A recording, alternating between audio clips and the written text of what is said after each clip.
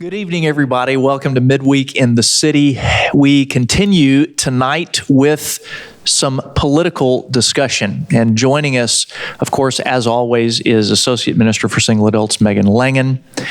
And we have a guest tonight who's been with us before. In fact, I think we can adequately describe him as a friend of First Baptist Church and certainly of a friend of this group. And it is Matthew Brogden, who is Associate Professor of Political Science at the University of Texas at San Antonio. Welcome, Matthew.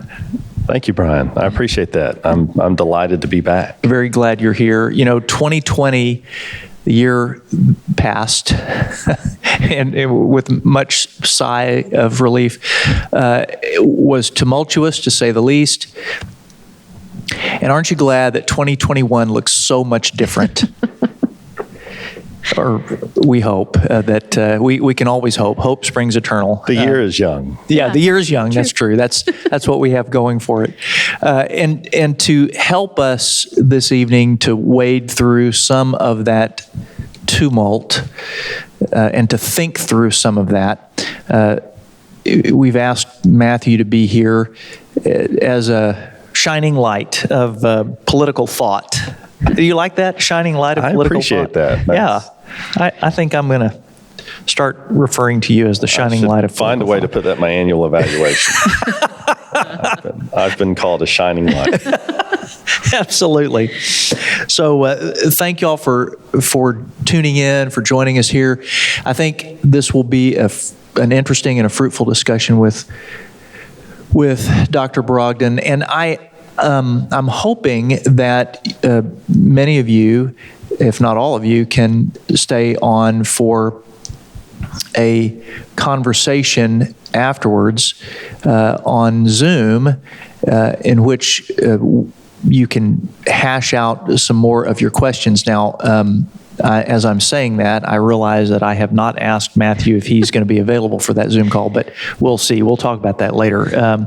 But Megan will be there for sure. So I'd have to fend for myself. Yeah, and she will guide you through that. We'll give you a pocket constitution. Please. Pocket constitution. That's good. All right. Well, again, thank you, Matthew, for being here. And well, Megan, why don't you go ahead and just start this conversation here? Yeah. So I haven't been able to be with you yet. So you've bookended the last kind of this presidency that we just have gone through. And so I'm glad that you're back to kind of reflect on it. And especially for those that are new to the group, could you just tell us about your work, how you got involved and interested in political science and those things and your research?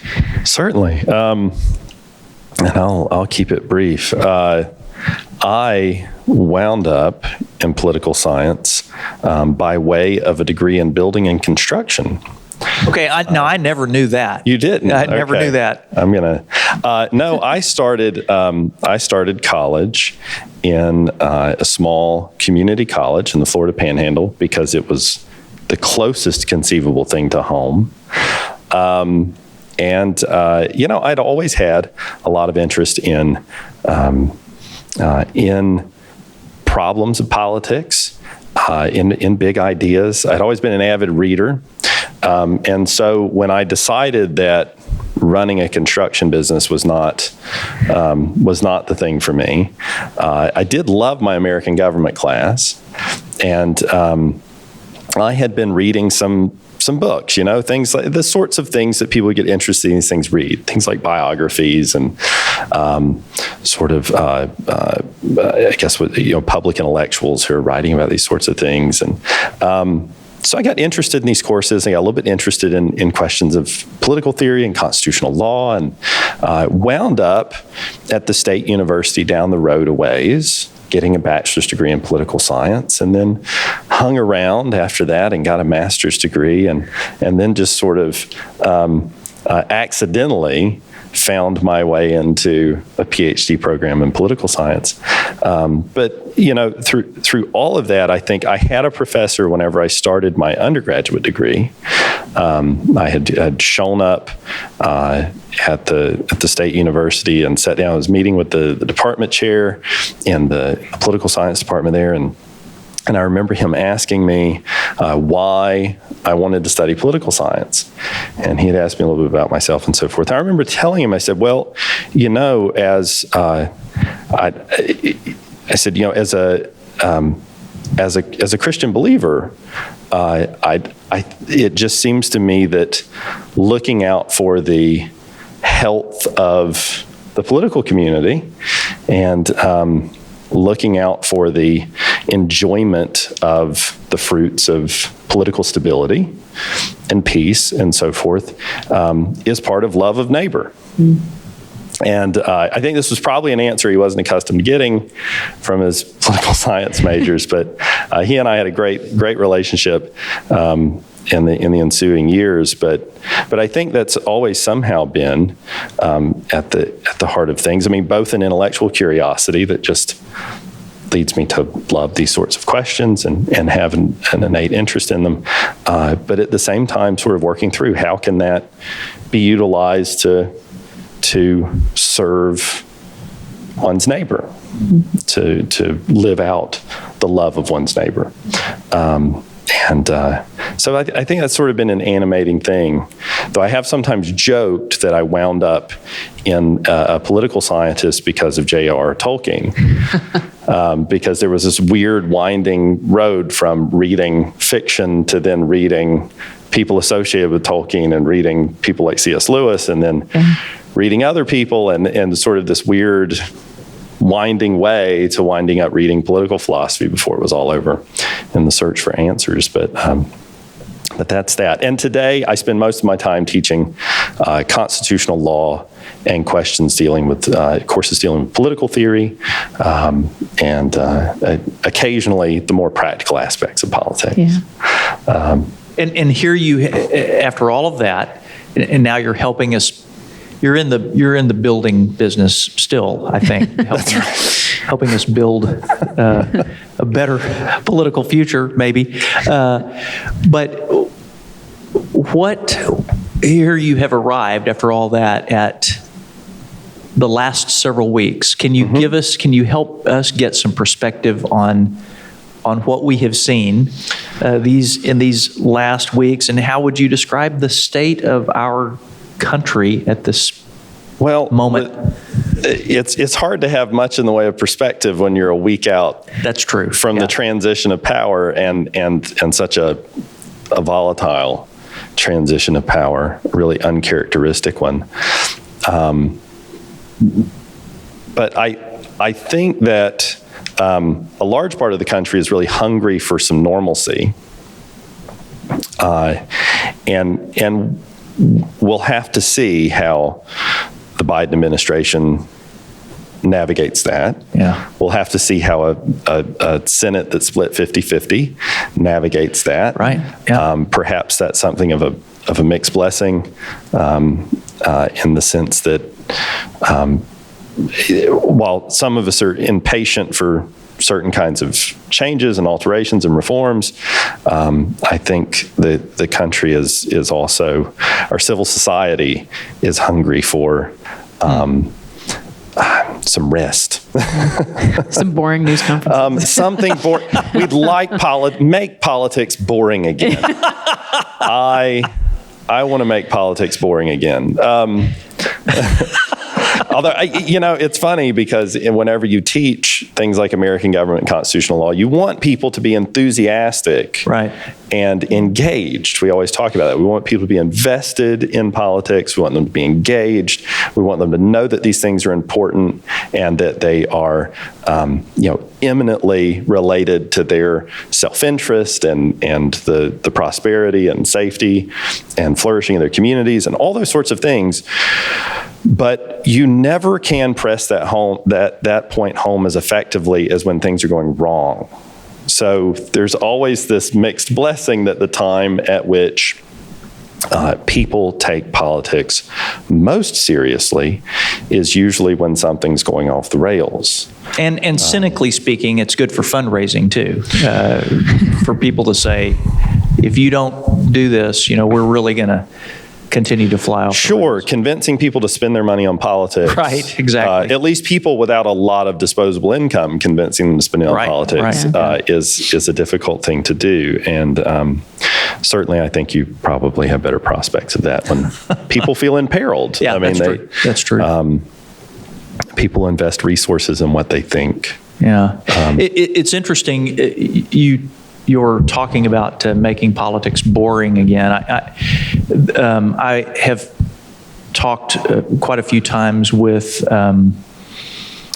a friend of mine who teaches at Baylor, and he wrote a book some years ago called The Limits of Liberal Democracy, and he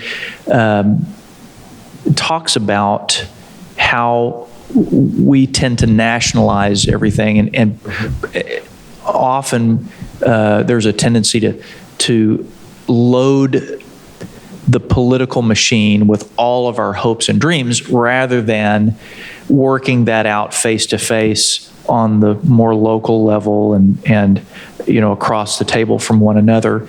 And then when that happens, we become really invested in politics, especially national politics, and it's not boring because people have so much writing on that, but yet politics, as he says, is a very blunt instrument, or at least the national machine. The larger you get, it becomes more of a blunt instrument rather than a finely tuned kind of mechanism that can actually help people in the day-to-day world, in which, and he talked about a yearning for a society in which we pay less attention to the larger political machine and more attention to somebody across the table from us working out a problem together.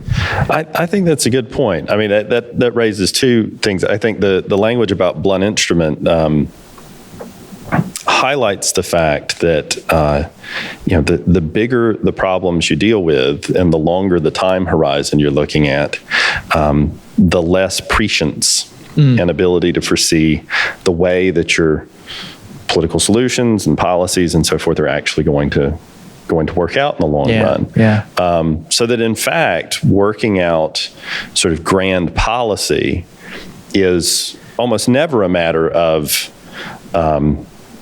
passing visionary reform in a way. I mean, you could take the most prominent sort of examples, something like Franklin Roosevelt's first 100 days. Right.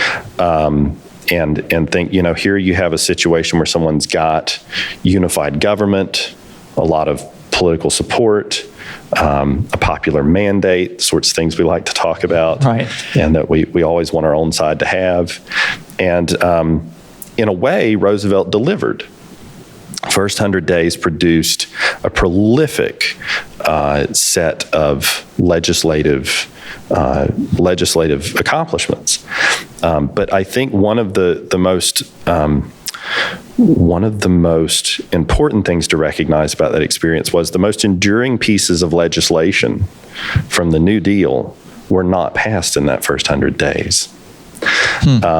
In fact, a very large part of that legislative package was struck down by a unanimous Supreme Court because crafting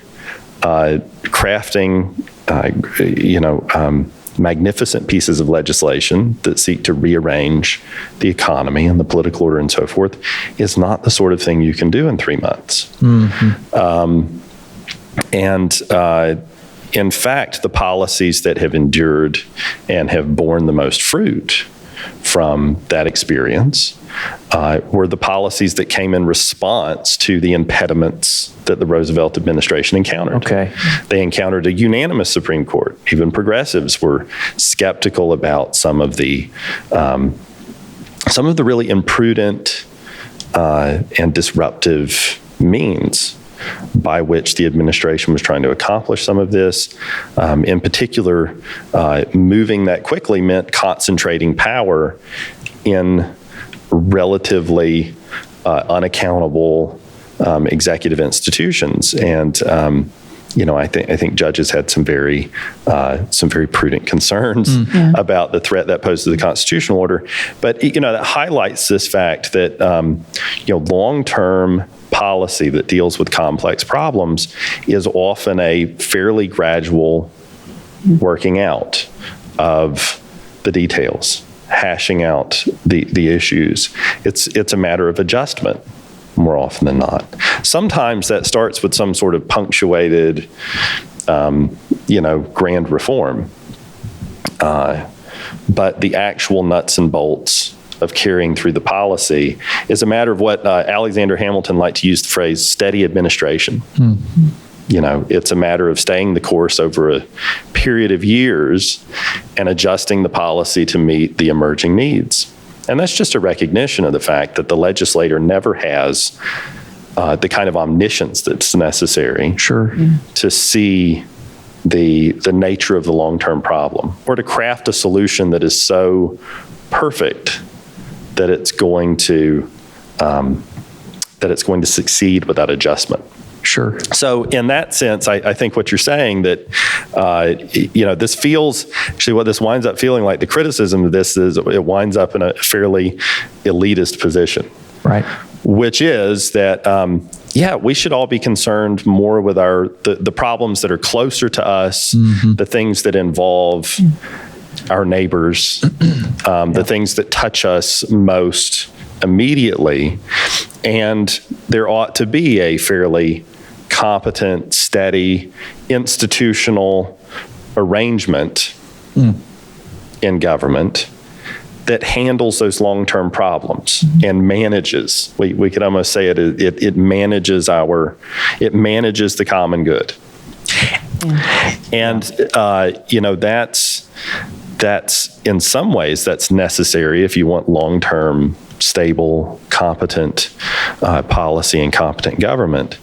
On the other hand, it tends to frustrate us a little bit because it begins to feel very distant and increasingly feels as though it's out of our hands. So that often is met with frustration. Yeah, so there's tension between those the electorate. things. That's right.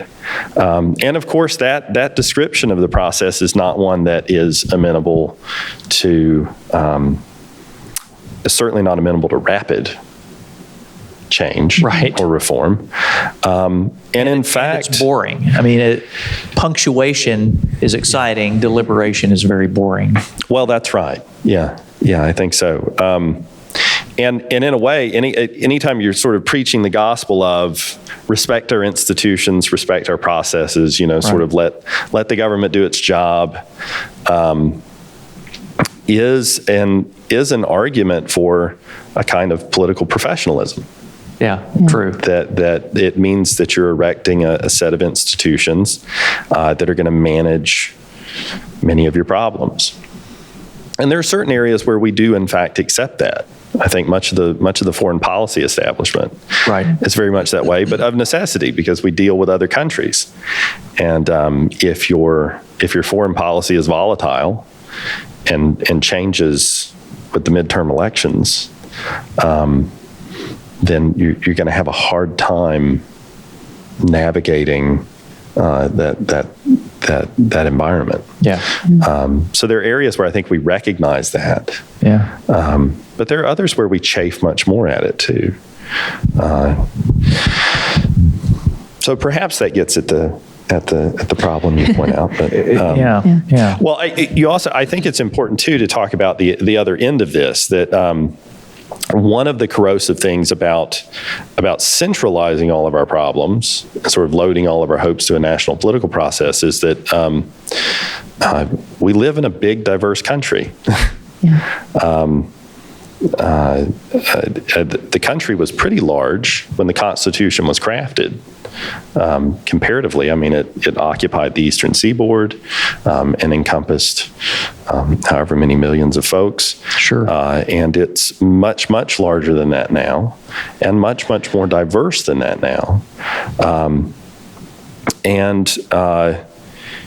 I think that we face both the problem of managing policy problems from the central perspective from the federal perspective has become increasingly difficult because of that, and yet the centrifugal force seems to be to push problems to the top, right? Instead of pushing them to the outsides. Right. So I think that's something we face as well. And really, honestly, any moderation of our aims, any sort of modesty in what we expect federal or national politics to accomplish has to be accompanied with a sort of devolution or I guess we could say a revival of local politics. And there are some signs of that, actually. Yeah. I think you actually saw that in the Trump administration. One of the things that emerged from the controversial character of the Trump administration was a resurgence of appreciation among progressives for the value of local, especially city governments that have a large degree of autonomy to craft solutions to policy problems. And that became apparent in any number of areas. Sure, like refuge cities and so forth. I think that sanctuary cities was a very prominent example of that, and one that I think inculcated some appreciation for the limits of federal power, the institutional limits of it. And perhaps that's something, we could pick apart too, is just what those limits are. We often think of the limits to federal power being substantive limits. We say things like, well, the federal government shouldn't be controlling education policy. That's a local issue. Or the federal government shouldn't control, say, family law. Issues of how we navigate parental obligations and rights, and the power that communities exercise over children and their rearing and all that sorts of thing, or utilities, or that. Sure, or we could get into some of the more economic realms. We tend to think in those substantive terms, but we often have real difficulty in maintaining any kind of substantive limits to federal power. When our claim is the federal government shouldn't be regulating that topic. Historically, those arguments, if there's great demand for national solutions to those problems, there's very little that you can do to impede federal policymaking on the issues. But one of the places where we've actually had success in recent years at placing some discernible and enforceable limits to federal power has been more institutional solutions. So something like sanctuary cities is a good example of this. Another would be marijuana legalization. And the foundational principle that works in most of those cases is one of what's been articulated by the court as what's called the non-commandeering doctrine. And the idea here is this. Let's say the federal government can make laws on issues such as marijuana. They can forbid marijuana or can certainly regulate immigration. But there's a question of the tools that the federal government can use to carry out that policy. So certainly the federal government has its own apparatus at its disposal, its own law enforcement, its own administrative institutions, which it can utilize to enforce those policies. So we would imagine immigration, ICE, right, or others, the Border Patrol, something of that kind. We get into a much different situation when the federal government seeks local cooperation or assistance from state or local law enforcement or state and local governments, where they ask not that they insist that a federal institution have free rein to deal with the policy, but instead want to co-opt or commandeer, say, the law enforcement apparatus of local and state government, or the regulatory apparatus of the state or local government, or even the taxing authority of the state or local government in order to achieve those federal purposes.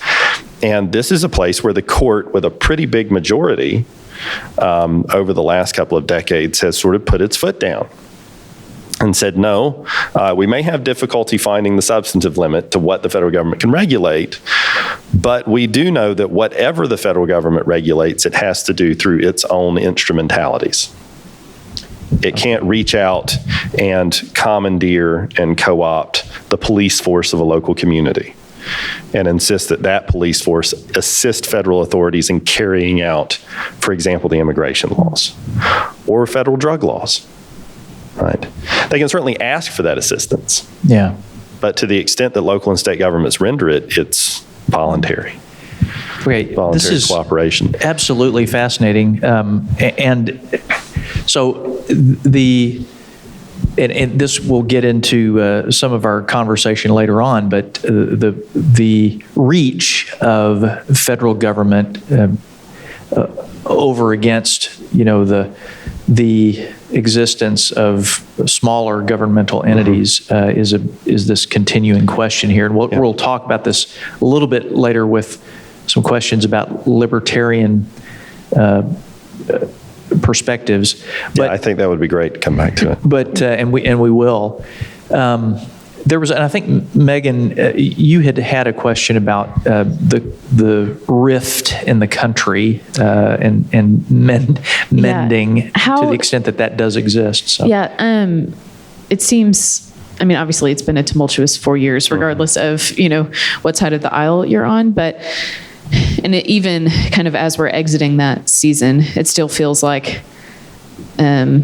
We're looking to see if the Senate plays nice and those kind of things. But is this like deep entrenchment in partisan politics something that's inescapable? Is it something that we can mend from?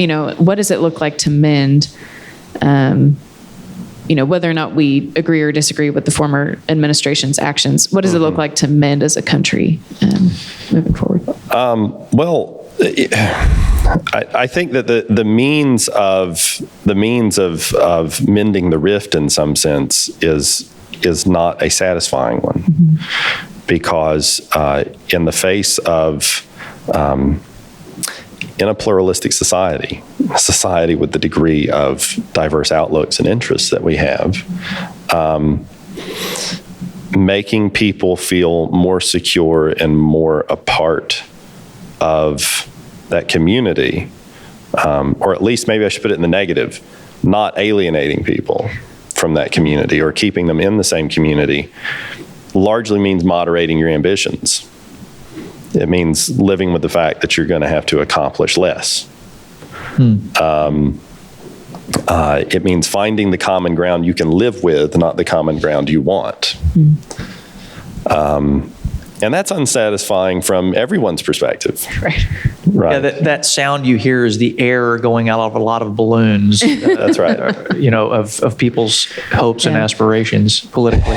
Yeah, and I hate to bring us back to it, but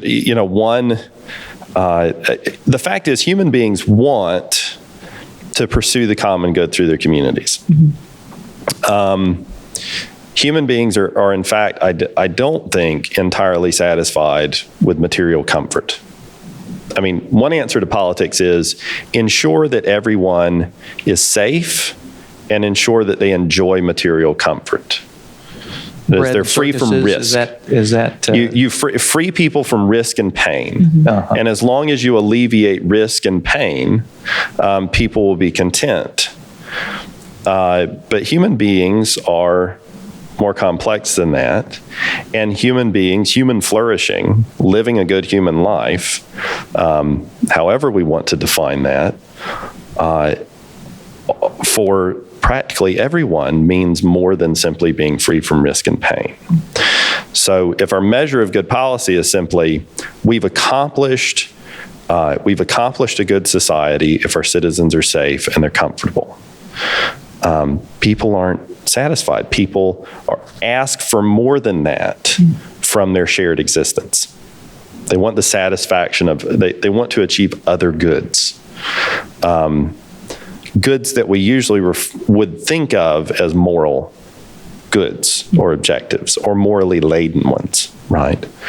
They want to enjoy validation. They want to enjoy community. They want friendship. Yeah. They want, in some cases, they want to achieve substantive spiritual or moral aims through their associations with other people. And often it's tempting to try to realize those things through political power, right?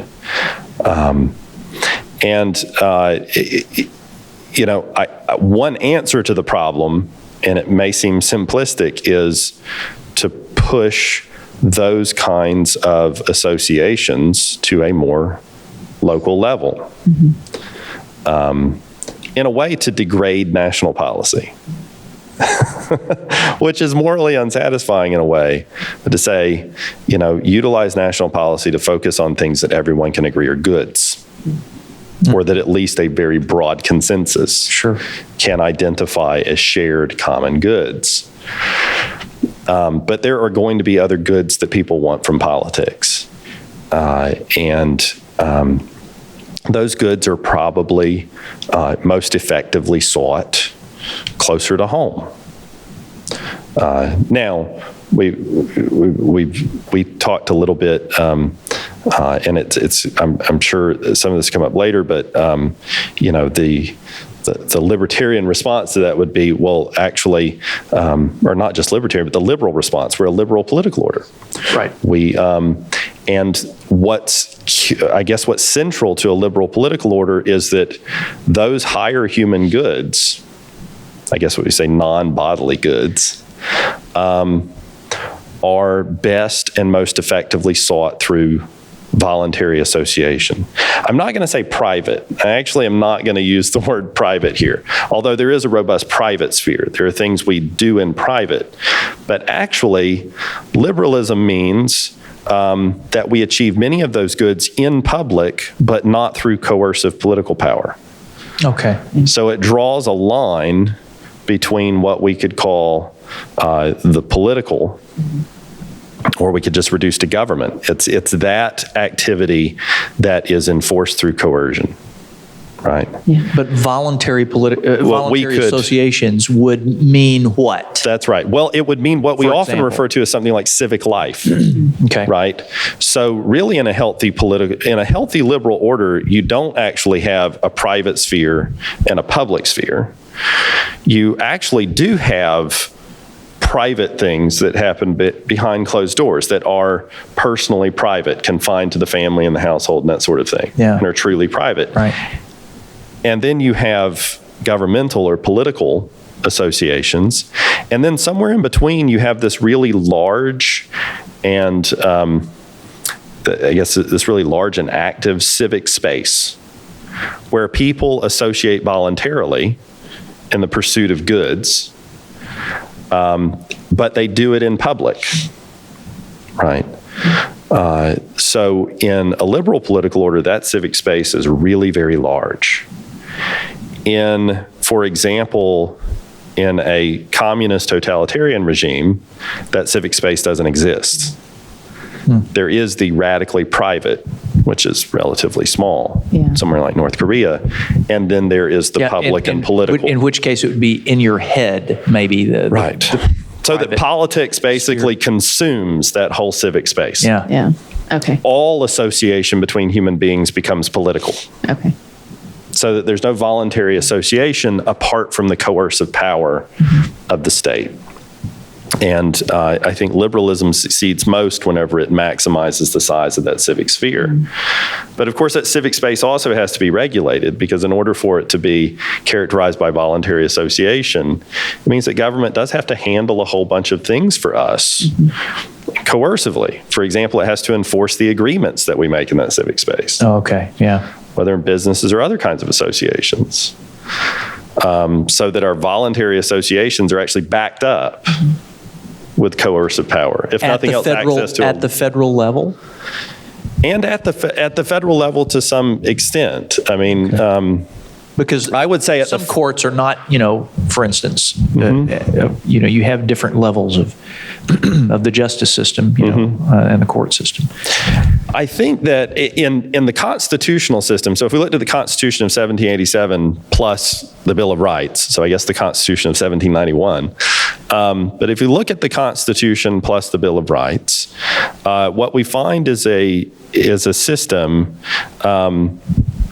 where most of those voluntary associations overwhelmingly are carried out under the auspices and supervision of state and local power.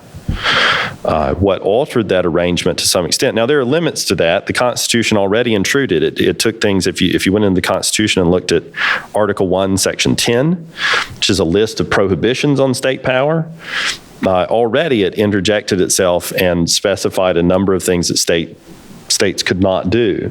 It said that states could not impair the obligation of contracts, that states could not pass ex post facto laws.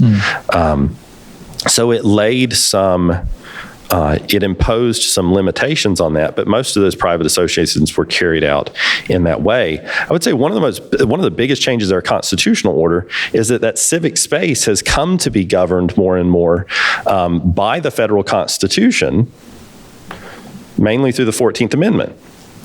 When the 14th Amendment said that no state shall abridge the privileges or immunities of citizens of the United States, and that no state shall deprive any person of life, liberty, or property without due process of law, and no state shall deny to any person in its jurisdiction the equal protection of the laws. When it did that, it took a collection of civil liberties, principally, especially the sort that are described in the Bill of Rights, and it applied them to the states, so that the federal Constitution came to govern that civic space, because what civil liberties ultimately are a preservation of that civic space. Okay. They're rules of the game that limit the ways in which government can intervene into voluntary associations and into private life, especially in the voluntary associations, because the emphatically private things we do are quite difficult for government to regulate. It's actually the things that we do as parts of voluntary associations out in public that government is both more tempted to regulate and is more able to regulate, because it's occurring in public and between people, and in some cases large groups of people, and because those interactions do in fact trigger disagreements among people. Even though they're voluntary, we do in fact get into disagreements about the nature of the obligations we have to each other, about the nature of our past agreements and whether we're adhering to them. And so what civil liberties, like we find in the Bill of Rights, do is they limit the ways in which government can interfere in that public space. So government may pass certain kinds of regulations to regulate and protect that civic space. And I would say in a healthy liberal order, government is principally concerned with protecting the civic space so that people can effectively engage in voluntary association. But they can't protect that space by, for example, abridging the freedom of speech or the freedom of the press, or the free exercise of religion, right? So those are all ways in which government's limited in its intrusion into that space. And I would say that's actually, in a way, the sort of the heart of civil liberties.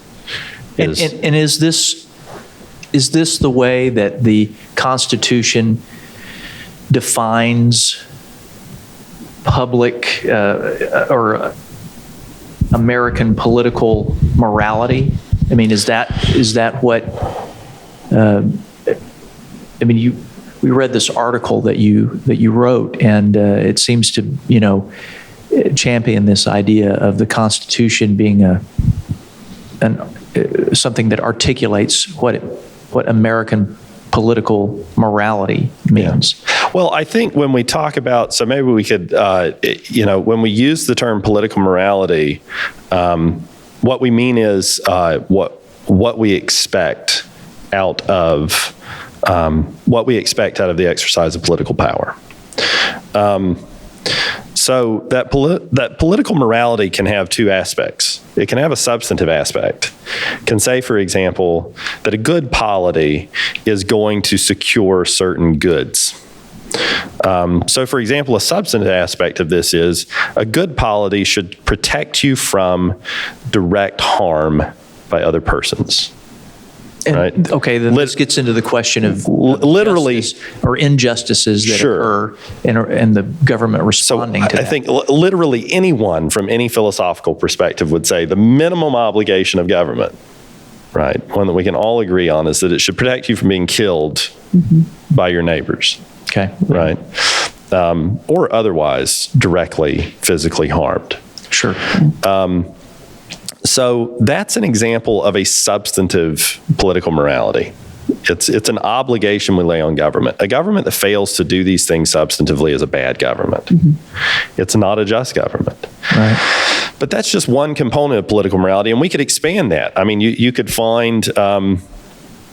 I could find you a Harvard law professor who thinks that a government has failed to meet its obligations if it does not ensure the subordination of earthly authority to the authority of the Catholic Church. This is Adrian Vermeule at Harvard. Thinks that's just an aspect of the common good. It is government's obligation to secure the common good. Human beings are spiritual beings, therefore a government fails to secure the common good if it does not see to their salvation, to the conditions for their salvation. That would be... I've never heard that argument before. This is a species of integralism. Catholic integralism, and Vermeule is I guess in legal academia, it's one of its more vocal representatives. I say, but it's a maximal representation. So I'm jumping from what we all agree is that to probably one of the most controversial statements one could make. I mean, other things we could posit out there. We could say, well, if a political order fails to provide for the proper upbringing and education of children, then it has failed to secure a substantive good for which it's responsible, for which it's obligated to provide. And that actually sounds pretty good to most ears until we get into the nuts and bolts. Does providing that education mean educating them in their sexual identity? Does it identity, all of those, include providing a proper view of the human being's place in the cosmos? Or the chaos, whichever you prefer. So, those are examples of substantive political moralities where we lay obligations on government, and we have a lot of disagreement about that. I mean, this is really where real conflict tends to emerge, right? These are the things people have civil wars about, and stage riots about. And overthrow governments about. But that's just one part of political morality. And as important as it is, in terms of political stability and the enjoyment of peace and living together, particularly in a pluralistic society, it's possibly secondary. It's important. It's of enormous importance. But the other layer of political morality is what we could call maybe procedural or institutional political morality. It's our adherence to certain rules of the game. And that would be primary then? That would be, well, maybe. I'm not willing to say it definitely is. If this other sphere is secondary, what's But you could argue that it is, and the reason for that is that we can only really secure all of those substantive goods if we have a stable political order that has certain institutions and processes and practices and traditions that we all agree to adhere to, win or lose. Okay. Now, this doesn't have to be democracy. This doesn't have to be a consent-giving process. Sure. But it does have to be a set of practices and procedures for deciding disputes about those substantive issues that we all agree this is the process and institution we're going to follow. Okay, and we're going to hash out our differences this way. And it might be the tribal elders, and it might be the priests, or right. it might be representative assemblies, or it might be the separation of Ninth powers, or courts of law we adhere to. But whatever those processes are, until we've all, by consensus, agreed that we're going to resolve the disputes about the substantive issues through those means, those institutional means, we can't actually do politics. Until then, we're really just engaged in conflict. And is this where we are now? I think there's a question about it. It's where clearly it's not where we are. That's a extreme statement. But are we closer to that kind of breakdown of agreeing on I think how it's we're conceivable. going to resolve these things? So I think two scary statistics that make me feel like that the procedural aspect of political morality, which is essential, whatever our views of the substantive issues, is essential for resolving them peaceably and living at peace with one another. And if you're raising a family and you have non-political objectives, right? You have a family, you have a religious faith, you have a community to which you're devoted, you have people and things you care for and want to preserve, then it's actually worth preferring some measure of stability and regularity, even if that stable system gets some of the substantive issues wrong, than it is to discard the procedures and go straight to raw conflict. That is, we're going to have a contest over the substantive issues, and I have to win. And what that boils down to is the strong will win and the weak will lose. So preferring that order, that's the resort to force. The strong win, the weak lose. Now, the strong think when they win, they're winning for the right reasons. Of course, yeah. But in fact, and I think that the end of that is civil unrest and violent conflict, because those substantive issues are important, and if people don't have institutions and processes through which to duke it out, then there's not much to keep them from the ultimate recourse to violence. I have to win, because it's that important. Now, so you mentioned some scary statistics. So the two things that make me feel like that procedural political morality is eroding is one, in recent polling, people increasingly respond to questions about whether the use of violence is appropriate to solve political controversies by approving of it.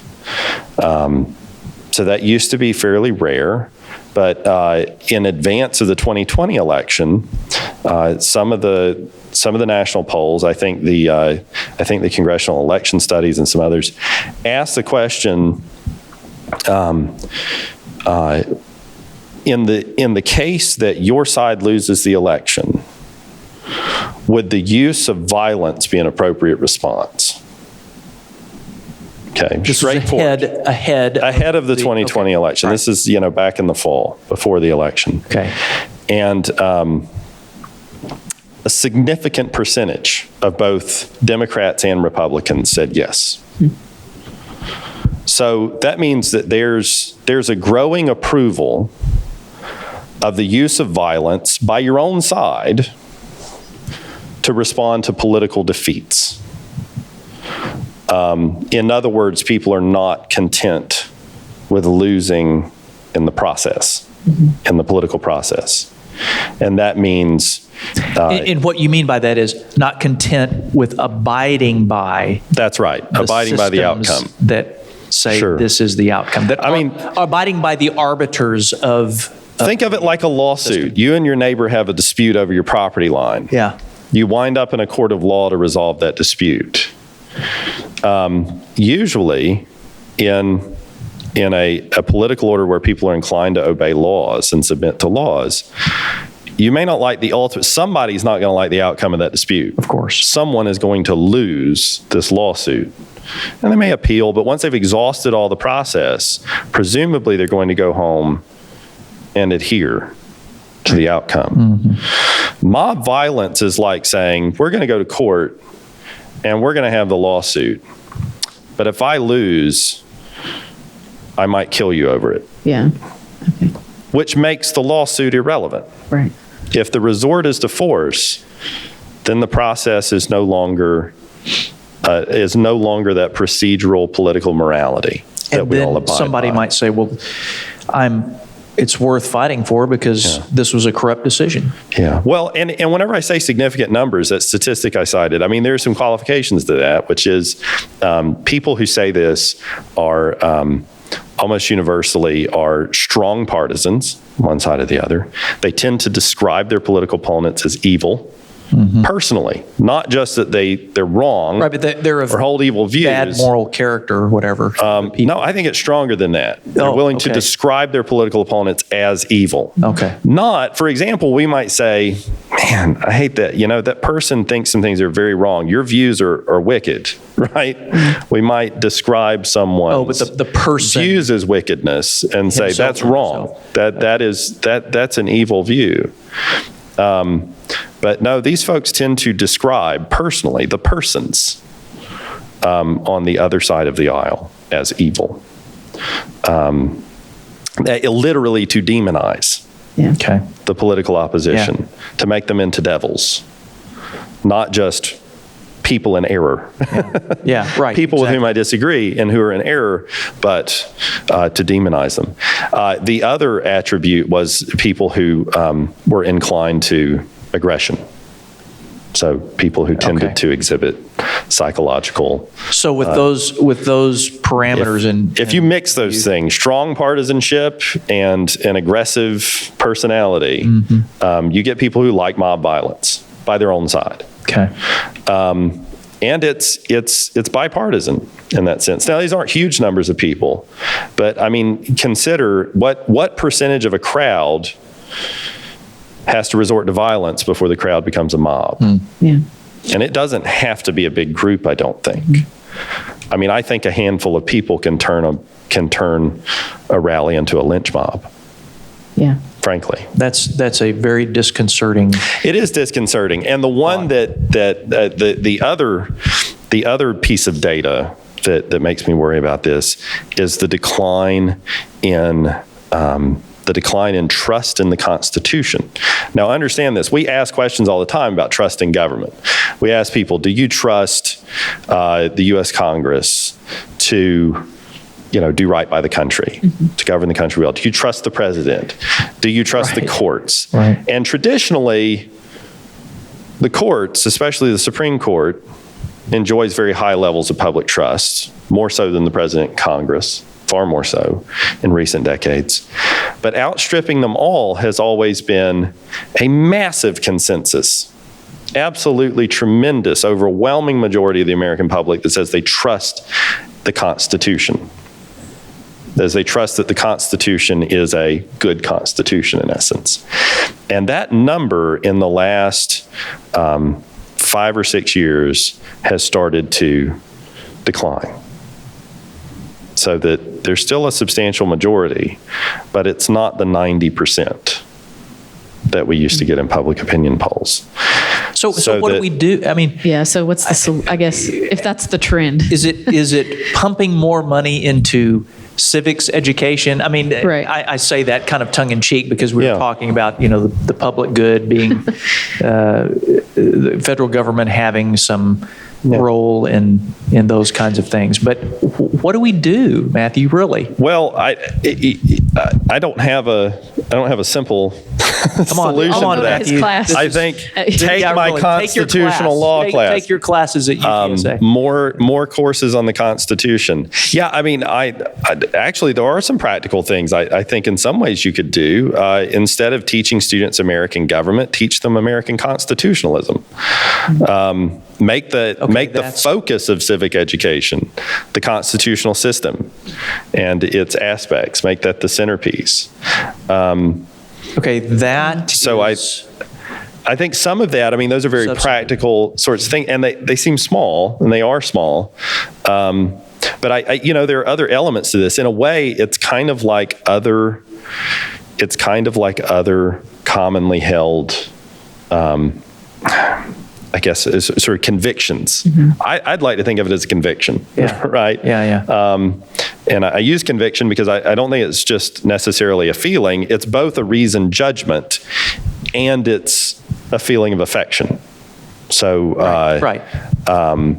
And in fact, the founding generation and later Lincoln in talking about this need for law abidingness and to attach value to the Constitution and laws called it attachment. They described it as the attachment of the people to the Constitution and to legality and law abidingness generally. And that word, I think, conveys this mixture of passionate attachment that's grounded in the affections.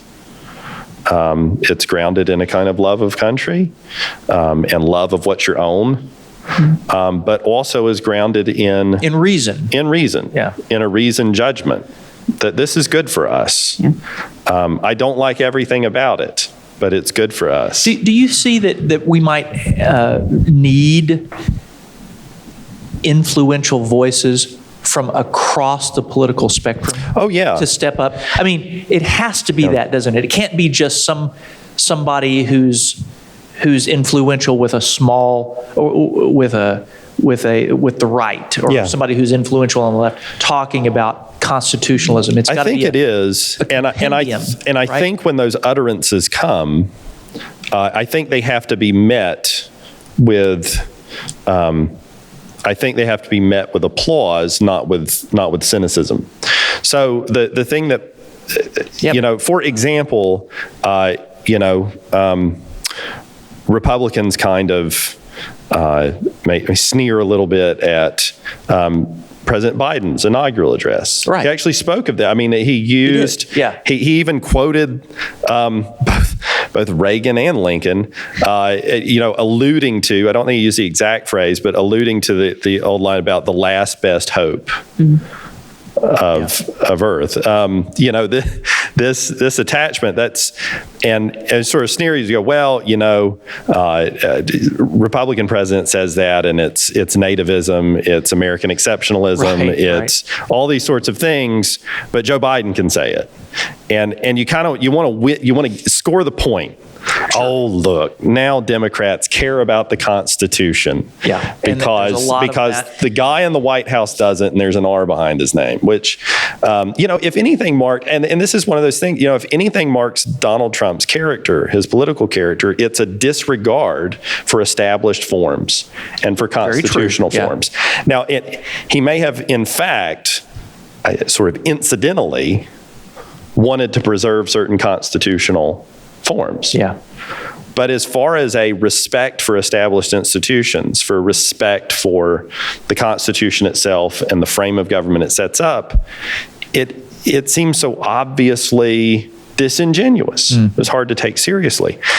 But I do think, that meeting those utterances when political leadership expresses reverence for the Constitution, I think we should meet it with applause, not cynicism, and that goes both ways. There have been quite a few Republican voices in recent days. I think Ben Sass had a column in the Atlantic last week talking about basically making the argument the Republican Party can be the party of conspiracy theories, or it can be the party of the Constitution. It can't be both, and preaching. And I know that I have progressive colleagues and friends who look at that utterance and say, oh, now Republicans care about unity and constitutional forms. Now that the strong man's not in the White House. Now that they're in the minority. It's, the Constitution. The sneering comes from now we the left love in that sense. Now we love impediments to power, and constitutional forms over outcomes, and there's this tendency to sneer at the other side, and that's bipartisan too. Sure. And I think that's a problem. I think when your colleagues across the aisle in Congress, or when your political opponents express reverence for constitutional forms and for adherence to the law, I think one ought to meet that with approval, not try to score the point that, look what a hypocrite you are. Though in fact we are hypocrites about this. So this is something else I think we need to reconcile ourselves to. Hypocrisy. I love hypocrisy. I am a huge fan. I'm a huge fan of hypocrisy. This makes news now. You heard it here. And hypocrisy. What I mean by that is this. We tend to look at people following their inclinations and professing principles at the same time as something to be, it is something to be discouraged, but we tend to discourage the wrong thing. We tend to say, you should quit talking about your principles. And in fact, especially in politics, the fact of the matter is we all have substantive desires and things we want to achieve that adhering to the law and adhering to political processes makes difficult. And so we are torn. We're drawn to do the thing we want to do, and at the same time to pay homage to the principle, pay homage to the Constitution, pay homage to the principles of civil liberty or whatever. Right. But if you discourage, if you just look at that and say, if you take the cynical outlook and say, well, that means the principles don't mean anything, I would say, well, you're expecting too much out of human beings. Human beings just are not, never have been in any society that I'm aware of, perfectly consistent with their principles. And in general, I think people are improved by professing principles they don't live up to. Because they become aspirational. They become aspirational. And then, as an opponent, instead of going, look whatever you are, said point to the principle and say, here's a shared goal. Here's a shared good that we agree on. Yeah. Let's see if we can conform to this. And in pointing that out, I understand that is sort of calling hypocrite, but it speaks the language of shared aspiration. That's right. Improvement. Yes. And the old, anybody that's got children knows this, telling children perpetually what's wrong with them is not necessarily going to encourage them to improvement. Right. They do need to be told when they're falling then applies short. Across the political spectrum. But it should always be pointing to you're better than this. Here's what we're aiming at. Yeah. Let's look, here's where we're aiming. Yeah. Let's move toward that. Right. Let's agree that this is where we want to go. And, and it's tempting, even as a parent, you're tempted to score points with your kids. Yeah, that's true. Yeah. Right? Why can't you be more like your brother? You're right. You're falling short of the mark. This is true. Which is horrible parenting, of course, by the way, but that's. So I think that's an aspect of statesmanship. Yeah. That our political class should treat the Constitution with general reverence, out of recognition of the fact that whatever position they're in now, they will be in the minority at some point. Now, in the interest of time, we're going to have to wrap this up here. Sure. But and sadly, by the way, but I do want to hit a couple of things very briefly, and that is that follow along with what you just said, which is very inspiring and intriguing. Will a championing of the Constitution and a championing of constitutional literacy also answer the questions of that more libertarian-leaning people have about this concern for erosion of civil liberties and things of this is something we haven't touched on, but a lot of the Glenn Greenwalds of the world and so forth are really concerned about foreign, about wars that never end, and the power of the presidency to go to war without the consent of Congress and so forth. I mean, will it at least move the ball down the field for us to champion constitutional literacy for those kinds of voices too? I mean, those questions that arise from those folks. I mean, I think so. There's a built-in adhering to constitutional forms has a built-in bias toward limited government in a way, right? And it has a built-in bias toward sort of privileging the limits of political power over aspirational goals in a way. But you see, we're already at cross purposes here once we start talking about that. We're talking about the fact that one of one of the ways we vindicate politics is to say, well, we have admirable goals. We want to achieve a substantively good outcome. This process is good. The constitutional process is good because in the long run, it produces a better, more substantively just outcome, right? The process is not good as such. The Constitution is not admirable simply because it's the Constitution and it's been there a long time. Yeah. It's admirable because it's a stable and free form of government. It is not free of faults, nor is it immune from improvement. We have improved it. We've occasionally done unwise things to it. We've mostly improved it, right? So ultimately, I want to say yes, that it satisfies the concern with limited government. On the other hand, well, let me put it, the Constitution, there's a certain tension between the purest kind of libertarianism and the constitutional order. And the reason for that is it starts with the Declaration, actually. The Declaration makes abundantly clear that while liberty is the aim, is the essential end of government, to secure these rights, governments are instituted among men, but that very statement that liberty is the end of government is also born of a conviction that liberty is insecure and unachievable without government. So a feeble government or an unstable government cannot protect. So there has to be some robustness and some strength. I should also say an unlimited government. So unrestrained government and feeble government and unstable government all would give you a situation where no one enjoys much political liberty, or personal liberty.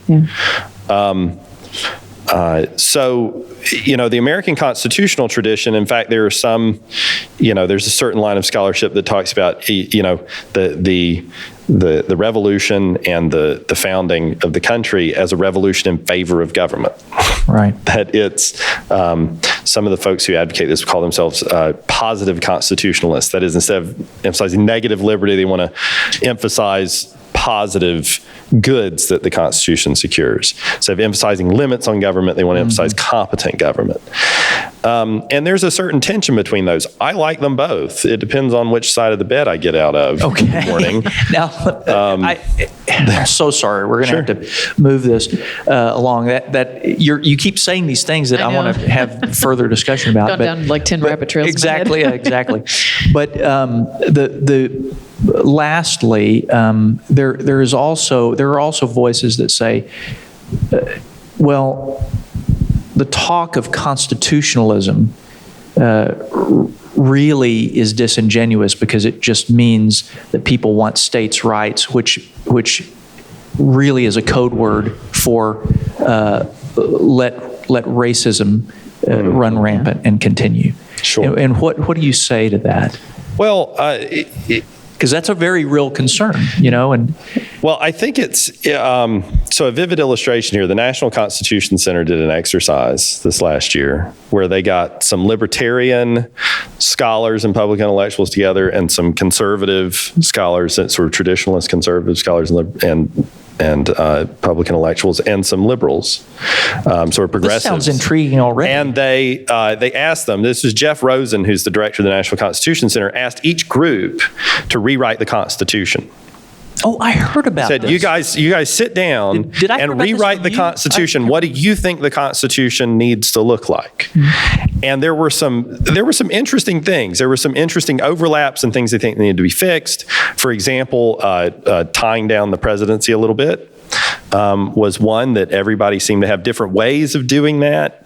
They differed in just exactly how, but getting rid of life tenure for Supreme Court justices in favor of long terms of office, staggered terms, 18-year terms, I think is the sort of consensus at this point, so that every 2 years you get a retirement. Okay. And so there were some things in common, but you know what? The most interesting thing was not one of them proposed major structural changes. Not to federalism. So none of them proposed to insert language that would do away with the independence of state and local governments from federal control. None of them did. Liberal scholars, none of them. Right. None of them wanted to do away with the separation of powers in favor of something like parliamentary government. Okay. One wanted to preserve a presidential system with the presidency rooted in a separate electoral process. And all wanted to keep Congress as a bicameral institution. Okay. And they actually can't do anything without writing a whole new constitution about equal representation of the Senate. So that's the Constitution takes that off the table because you'd have to have the unanimous consent of the states to do it. So, but this was interesting that in its core elements, its basic institutional form, all three of these groups, with free rein to amend the Constitution as they saw fit, thought, no, we need to keep all these things.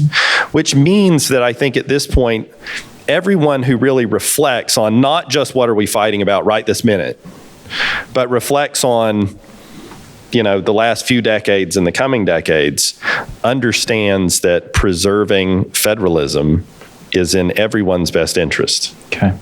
In fact, if anything, it surprised me. If anything, I've seen more serious talk from both sides of the aisle about secession than I ever remember hearing in my lifetime. Yeah. Serious people whose hair is not on fire and who are not rabid racists from both sides of the aisle going, I don't know. Maybe there are just so many differences that I hear we that can't too. be in the same country. Like we just don't have a shared conception of the common good. Maybe we would do best just to sort of part ways, do something different. National divorce. I've heard. So if anything, this is the irony to me. On reflection, people look at this, and if anything, instead of deciding we need to centralize everything and rid ourselves of federalism, California and Texas agree. We don't want to be ruled by each other. California doesn't want to be ruled by red states, and Texas doesn't want to be ruled by blue states. And there's a way for that to happen, perhaps while preserving the Union, if we champion the Constitution. Yeah, and I think there's a happy middle ground, and it's one that the founding more or less stumbled on. And perhaps, right, exactly, a brilliant document. And so that if we can find ways, and as Christians, if we can find ways Christians across the political spectrum can begin to say, let's talk together about raising the awareness of the Constitution, and let's educate ourselves and let's educate others. Well, this is also a little bit of an easy way out, because as soon as we say we ought to really consider federalism as a solution to this, to living together. In other words, we'll each have our distinctive communities where the substantive goods we pursue in New York and California and the substantive goods we pursue in Nebraska and Texas are two different things, and we'll be content with that. But as soon as we do that, and as soon as the other state starts doing the things it sees as substantively just, we're going to insist that federal courts go put a stop to it. Right.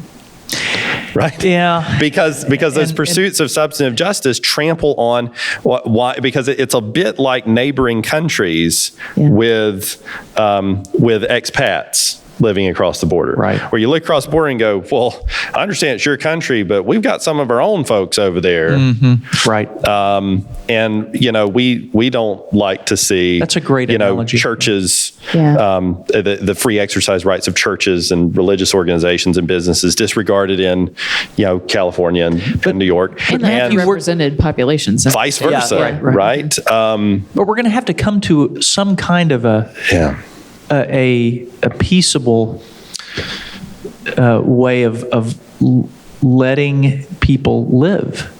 Yeah, and I think the libertarian response to that is that we shouldn't care so much about the substantive outcomes in other places. Right.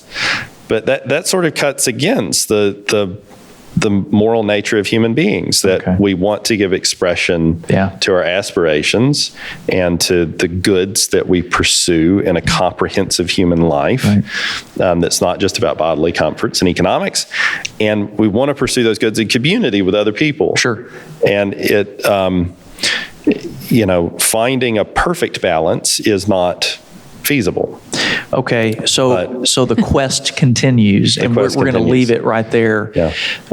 Thank you. All the more reason to have some humility and say, I'm going to adhere to the lawful process out of a measure of humility that says I don't have a quick solution to this. Well, and I'll say it's encouraging that you, as a person of faith, chose to lean into the political sphere to say, oh, this is a means to love my neighbor, whereas I don't know, I think most Christians are tempted to do the opposite, to either love their neighbor in spite of politics or to lean out of that completely, right? Sure. So it is encouraging, and as we're wrapping up, to be reminded that this is a vehicle to do that, right? That when we lean in, there is good to be found in the political sphere. So thank you for doing that. Keep educating people. And thank you for doing what you do. Yeah. Really. Well, I appreciate it, and thank you for having me back. Yeah. Absolutely.